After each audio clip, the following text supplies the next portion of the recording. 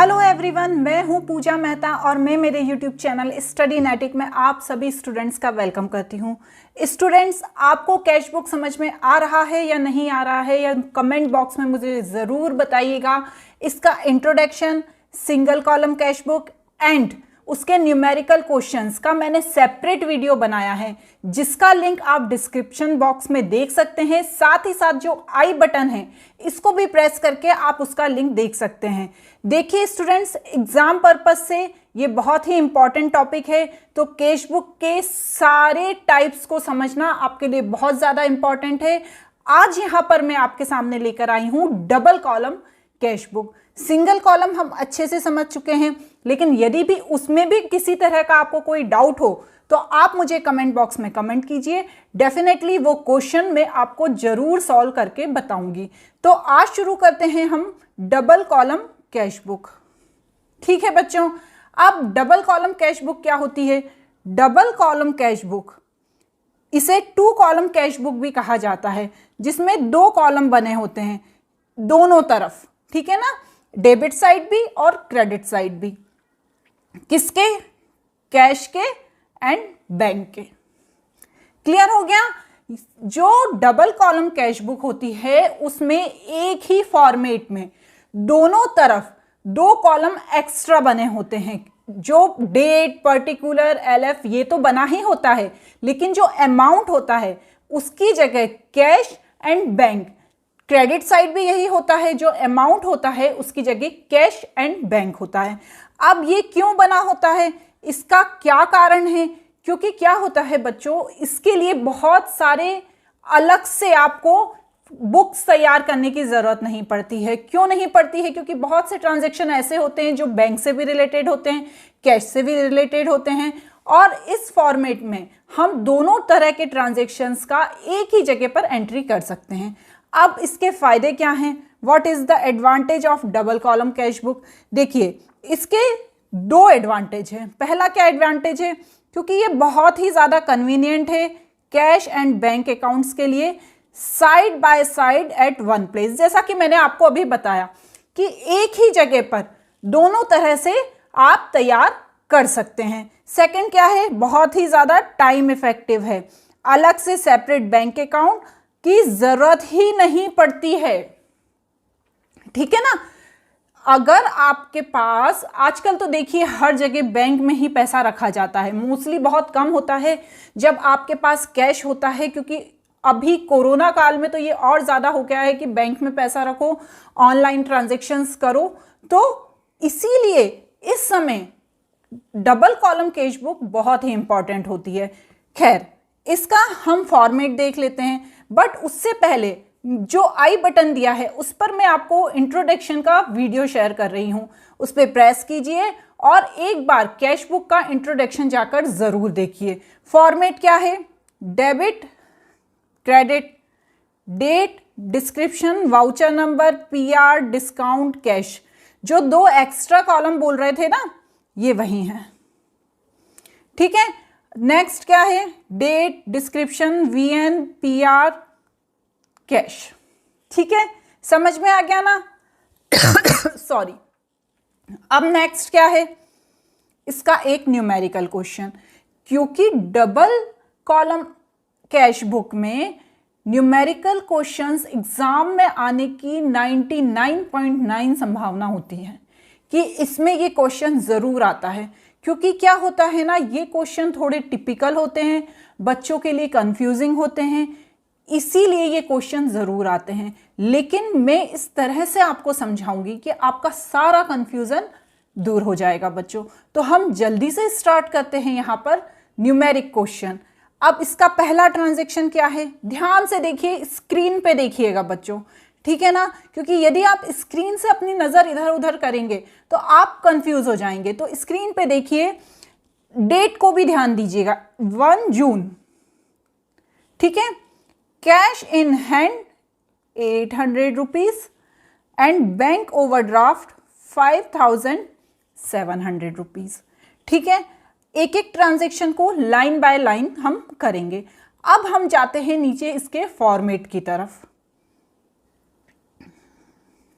ठीक है, ये इसका फॉर्मेट है, देख लिया, ऊपर कैश बुक लिख ली, साथ ही साथ हम जिसकी कैश बुक तैयार करते हैं उसका नाम भी लिखा जाता है बच्चों। यहाँ डेबिट, यहाँ क्रेडिट। यदि आपने मेरे सिंगल कॉलम के दोनों वीडियोस देखे हैं तो आपको पता होना चाहिए कि सारे रिसीप्ट डेबिट साइड आते हैं और सारे पेमेंट क्रेडिट साइड आते हैं। अब यहाँ पर क्या ट्रांजैक्शन था, कैश इन हैंड, हाथ में कैश है, तो कितना कैश है, 800 रुपीज़। तो हमने 1 जून को brought down, balance brought down 800 लिखा। बैलेंस ब्रॉड डाउन का मतलब ये है कि हमने पिछले महीने कैश बुक जो तैयार की थी उसमें 800 रुपीज़ हमारे बच गए थे। अब हम जब जून में कैश बुक तैयार कर रहे हैं तो पिछले महीने के 800 रुपीज़ को हम वहां से लेकर आ रहे हैं। आप क्या लिखते थे, बैलेंस कैरिड डाउन, और जब आप नई कैश बुक तैयार कर रहे हैं तो आप लिखेंगे बैलेंस ब्रॉड डाउन। ठीक है बच्चों, क्लियर। अब आपने यहां पर 800 रुपीज़ लिख दिए, किसमें, कैश में। नेक्स्ट क्या है, बैंक ओवरड्राफ्ट। अब बैंक ओवरड्राफ्ट कहाँ आएगा, क्रेडिट साइड। अब मैडम ये क्रेडिट साइड क्यों आएगा, देखिए, एक तो या तो ये तरीका है कि आप रट लीजिए कि बैंक ओवरड्राफ्ट क्रेडिट साइड आता है, ठीक है ना। यदि आपको समझ में नहीं आता तो आप रट लीजिए, पर मैं आपको ये नहीं कहूँगी। क्यों नहीं कहूँगी, इसे समझना भी आपके लिए बहुत ज़्यादा ज़रूरी है।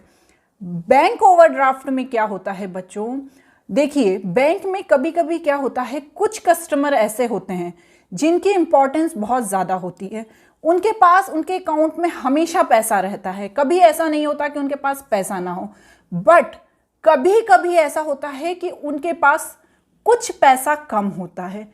तो वो क्या करते हैं, बैंक से रिक्वेस्ट करते हैं कि हमें, सपोज नितिन करके एक व्यक्ति है, ठीक है, उसके पास बैंक में 50,000 रुपीज़ है। अब उसे कहीं पेमेंट करना है 60,000 का। अब उसकी सैलरी आएगी नेक्स्ट मंथ। अब वो क्या करेगा, उसको बहुत ज़्यादा इमरजेंसी है, तो वो बैंक के पास जाएगा और बैंक से ये कहेगा कि आप हमें 10,000 रुपये उधार दे दीजिए।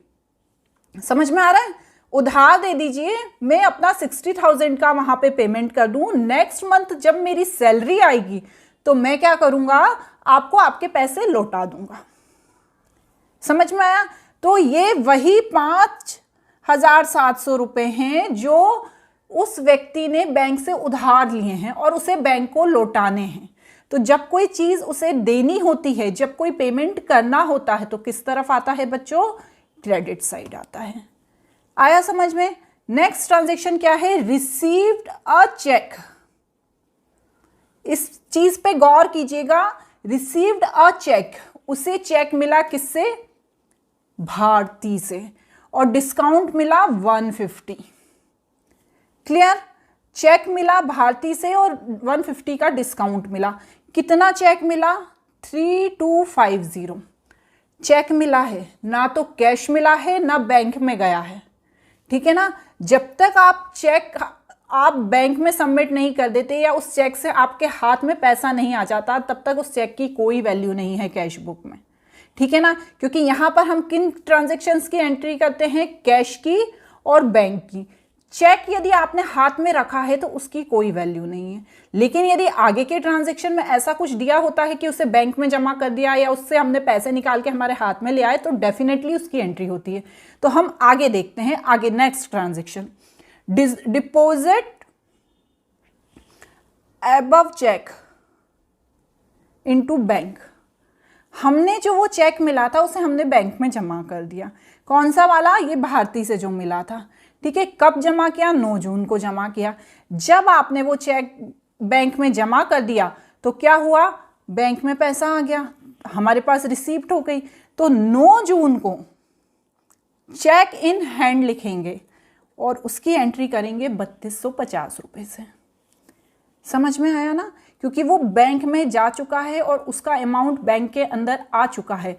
लेकिन कब आया है, 9 जून को, और चेक कब मिला है हमें, 7 जून को। लेकिन हमें क्या ध्यान रखना है कि जब पैसा बैंक में जमा हुआ है उसी डेट की हमें एंट्री करनी है। क्लियर हो गया बच्चों। Check received from Panna Lal 15 जून को 1200 रुपये। वही बात हो गई कि चेक मिला है, हमने ना उसे बैंक में जमा किया है ना उसे कैश कराया है, तो इसकी भी हम एंट्री नहीं करेंगे। अब भारतीय चेक रिटर्न, अब क्या हुआ, जो भारतीय का चेक मिला था वो हमने वापस कर दिया। ठीक है, कितना चेक मिला था, 3250 रुपये।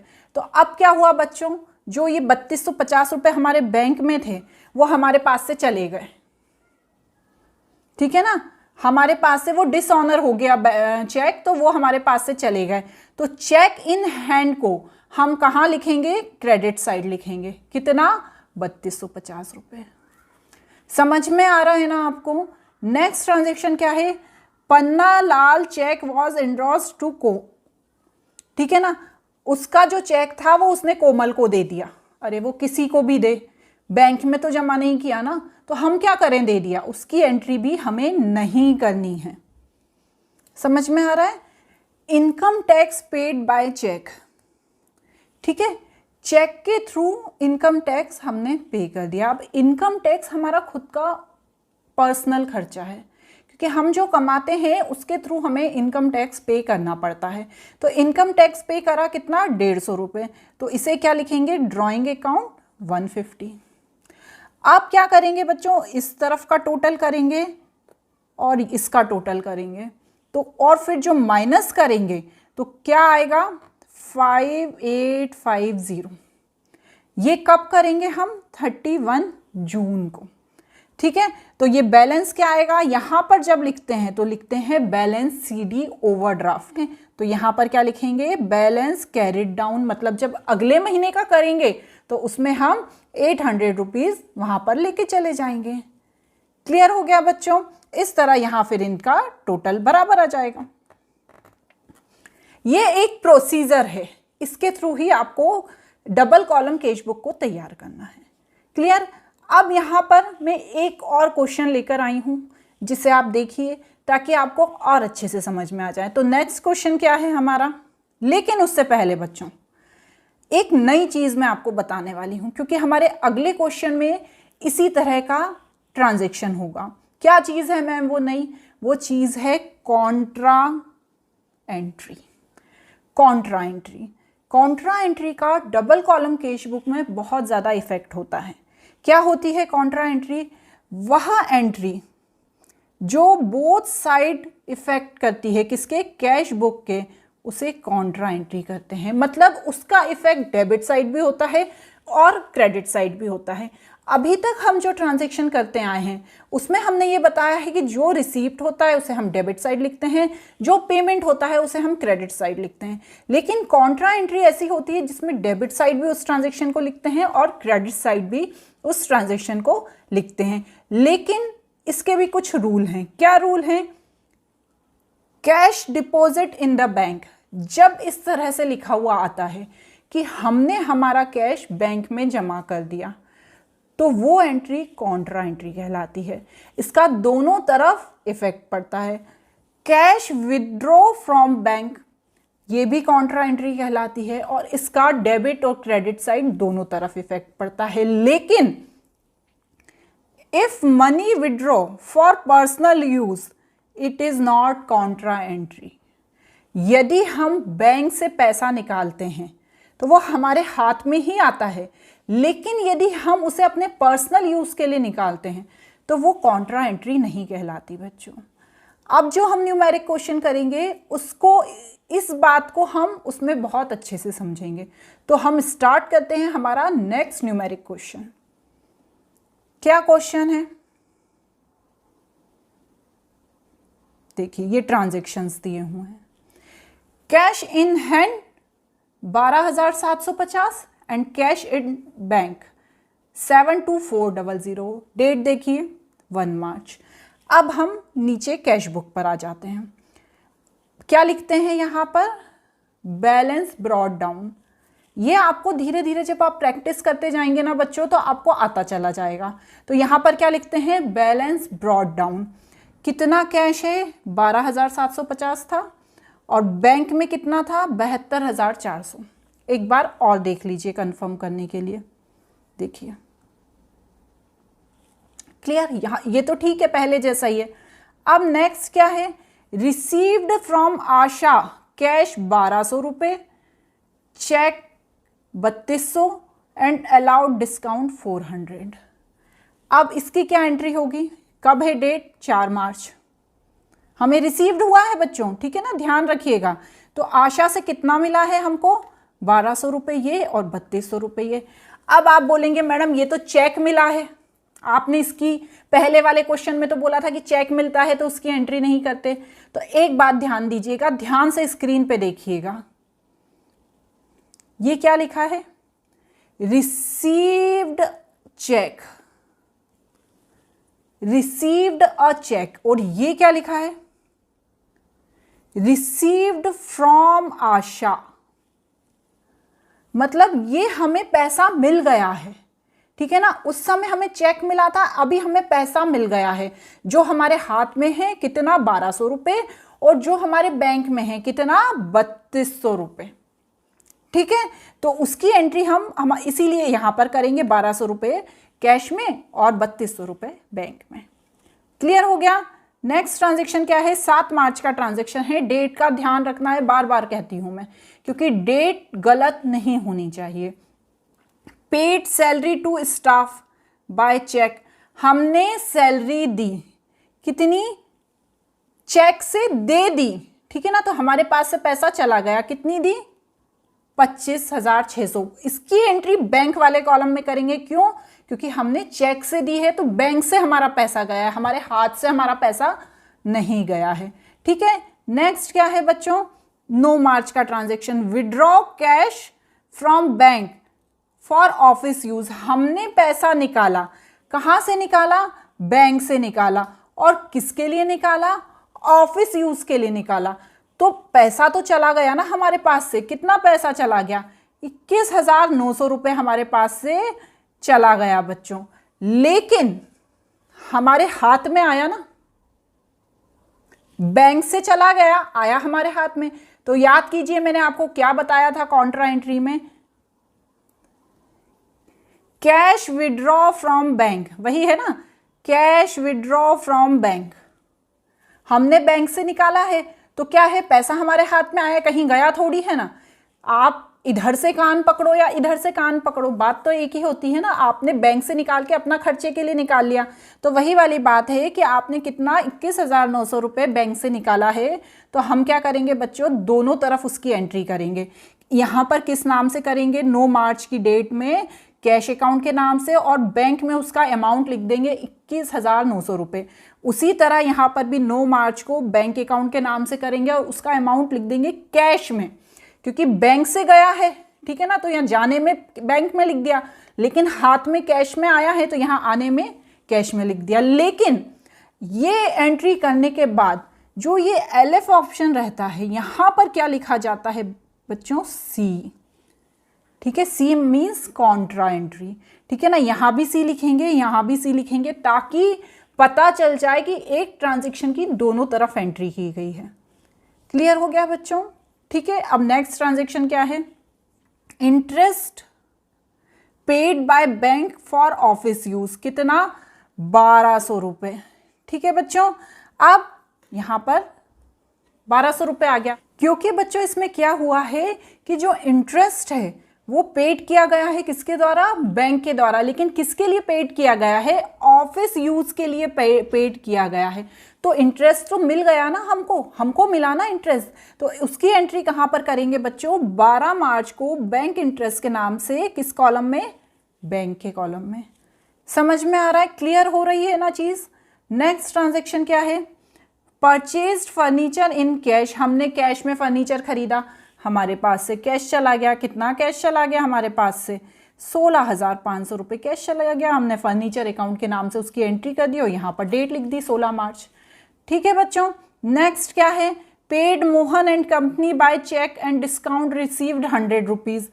पेड मोहन एंड कंपनी, हमने मोहन एंड कंपनी को चेक से पेमेंट किया, तो यहाँ पर मोहन एंड कंपनी लिख दिया, और चेक से करा तो कितना हो गया? 10,900 रुपये बैंक वाले कॉलम में कर दिया, क्योंकि हमने कर दिया है ना, पेड लिखा है ना, paid.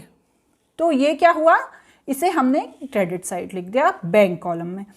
Proprietor withdraw from office cash for his personal use.